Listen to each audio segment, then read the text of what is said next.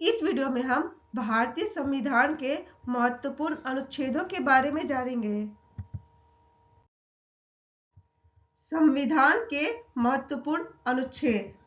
अनुच्छेद पहला। अनुच्छेद 1 में भारत राज्यों का संघ होगा। अनुच्छेद 2। संसद भारतीय संघ में नए राज्यों का प्रवेश या उनकी स्थापना कर सकती है।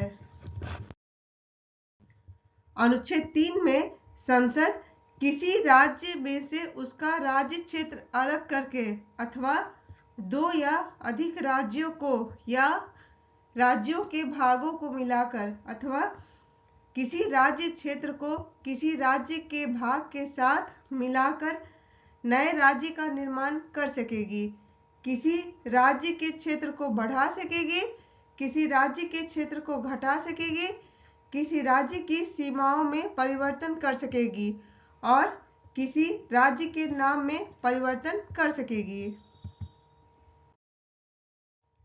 अनुच्छेद 5। अनुच्छेद 5 में नागरिकता संबंधी प्रावधान दिए गए हैं। अनुच्छेद 14। अनुच्छेद 14 में विधि के समक्ष समानता और विधियों का समान संरक्षण की बात कही गई है। अनुच्छेद 15। धर्म, मूल वंश, जाति, लिंग या जन्म स्थान के आधार पर विभेद का प्रतिषेध किया गया है। अनुच्छेद 16 में लोक नियोजन में अवसर की समानता की बात कही गई है। अनुच्छेद 17 में अस्पृश्यता का अंत है। अनुच्छेद 18 में उपाधियों का अंत है। अनुच्छेद 19 में स्वतंत्रता के अधिकार की बात कही गई है। अनुच्छेद 19 6 प्रकार के अधिकारों की गारंटी देता है। पहला, वाक एवं अभिव्यक्ति की स्वतंत्रता। दूसरा, शांतिपूर्वक और निरायुध सम्मेलन का अधिकार। तीसरा, संगम, संघ या सहकारी समितियां बनाने का अधिकार। चौथा, भारत के राज्य क्षेत्र में सर्वत्र अबाध संचरण का अधिकार। पांचवा, भारत के राज्य क्षेत्र के किसी भी भाग में निर्बाध घूमने और बस जाने या निवास करने का अधिकार। और छठा, कोई भी वृत्ति, व्यापार या कारोबार करने का अधिकार।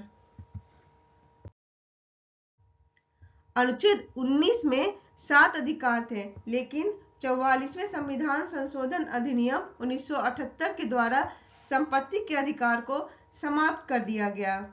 अनुच्छेद 20। अनुच्छेद 20 अपराध के लिए दोष सिद्धि के संबंध में संरक्षण प्रदान करता है। अनुच्छेद 21। अनुच्छेद 21 में प्राण एवं दैहिक स्वतंत्रता या जीवन जीने का अधिकार है। अनुच्छेद 21 क में राज्य 6 से 14 वर्ष तक की उम्र के बच्चों को निःशुल्क और अनिवार्य शिक्षा उपलब्ध कराएगा। अनुच्छेद 22 किसी व्यक्ति को गिरफ्तारी एवं निरोध से संरक्षण प्रदान करता है। अनुच्छेद 23। अनुच्छेद 23 में मानव दुर्व्यापार और बालाश्रम का निषेध की बात कही गई है। अनुच्छेद 24। अनुच्छेद 24 किसी फैक्ट्री, खान या अन्य परिसंकटमय गतिविधियों जैसे निर्माण कार्य या रेलवे में 14 वर्ष से कम उम्र के बच्चों के नियोजन का प्रतिषेध करता है। अनुच्छेद 25। अनुच्छेद 25 सभी व्यक्तियों को अंतःकरण की स्वतंत्रता का और धर्म को अबाध रूप से मानने, आचरण करने और प्रचार करने का समान हक होगा। अनुच्छेद 26 प्रत्येक धार्मिक संप्रदाय को धार्मिक कार्यों के प्रबंध की स्वतंत्रता होगी।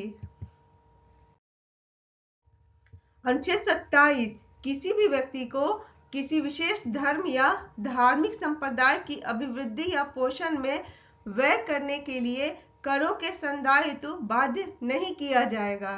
अनुच्छेद 28 राज्य निधि से पूर्णतः पोषित किसी शिक्षण संस्थान में कोई धार्मिक शिक्षा नहीं दी जाएगी। अनुच्छेद 29 भारत के किसी भी भाग में रहने वाले नागरिकों को अपनी बोली, भाषा, लिपि और संस्कृति को सुरक्षित रखने का अधिकार है। अनुच्छेद 29 धार्मिक अल्पसंख्यकों और भाषाई अल्पसंख्यकों को सुरक्षा प्रदान करता है। अनुच्छेद 30 शिक्षण संस्थानों की स्थापना और प्रशासन करने का अल्पसंख्यक वर्गों का अधिकार। संविधान में कहीं भी अल्पसंख्यक शब्द को परिभाषित नहीं किया गया है। अनुच्छेद 32 संवैधानिक उपचारों का अधिकार। डॉक्टर अंबेडकर के अनुसार यह एक ऐसा अनुच्छेद है जिसके बिना संविधान अर्थविहीन है। यह संविधान की आत्मा और हृदय है। संविधान द्वारा अनुच्छेद 32 के अंतर्गत केवल मूल अधिकारों की ही गारंटी दी गई है। अनुच्छेद 38 लोक कल्याण की अभिवृद्धि के लिए सामाजिक, आर्थिक और राजनीतिक न्याय द्वारा सामाजिक व्यवस्था सुनिश्चित करता है और आय, प्रतिष्ठा, सुविधाओं और अवसर की असमानता को समाप्त करता है। अनुच्छेद 39 सभी नागरिकों को जीविका के पर्याप्त साधन प्राप्त करने का अधिकार और सामूहिक हित के लिए समुदाय के भौतिक संसाधनों के समान वितरण। धन और उत्पादन के साधनों का संकेंद्रण रोकना। पुरुषों और स्त्रियों को समान कार्य के लिए समान वेतन। कर्मकारों के स्वास्थ्य और शक्ति तथा बालकों को बालाश्रम से संरक्षण और बालकों को स्वास्थ्य विकास के अवसर अनुच्छेद 39 के अंतर्गत है। अनुच्छेद 39 क समान न्याय और गरीबों को निःशुल्क विधिक सहायता उपलब्ध कराना। अनुच्छेद 40 ग्राम पंचायतों का गठन और उन्हें आवश्यक शक्तियां प्रदान करता है। अनुच्छेद 41 काम पाने, शिक्षा पाने और बेकारी, बुढ़ापा, बीमारी और निरुशक्ताओं की दशा में लोक सहायता पाने के अधिकार को संरक्षित करता है। अनुच्छेद 42 काम की न्याय संगत और मानवोचित दशाओं का तथा प्रसूति सहायता का उपबंध करता है। अनुच्छेद 43 सभी कर्मकारों के निर्वाह मजदूरी, शिष्ट जीवन स्तर और सामाजिक और सांस्कृतिक अवसर उपलब्ध कराता है। अनुच्छेद 43 क उद्योगों के प्रबंधन में श्रमिकों की भागीदारी को सुरक्षित करने के लिए कदम उठाना। अनुच्छेद 43 ख सहकारी समितियों के स्वैच्छिक गठन, स्वायत्त संचालन, लोकतांत्रिक नियंत्रण और व्यावसायिक प्रबंधन को बढ़ावा देता है। अनुच्छेद 44 भारत के समस्त राज्य क्षेत्र में नागरिकों के लिए एक समान सिविल संहिता होगी। अनुच्छेद 45 सभी बालकों को 14 वर्ष की आयु पूरी करने तक निःशुल्क और अनिवार्य शिक्षा देना। अनुच्छेद 46 अनुसूचित जाति एवं जनजाति और समाज के कमजोर वर्गों के शैक्षणिक और आर्थिक हितों को प्रोत्साहन और सामाजिक अन्याय एवं शोषण से सुरक्षा प्रदान करता है।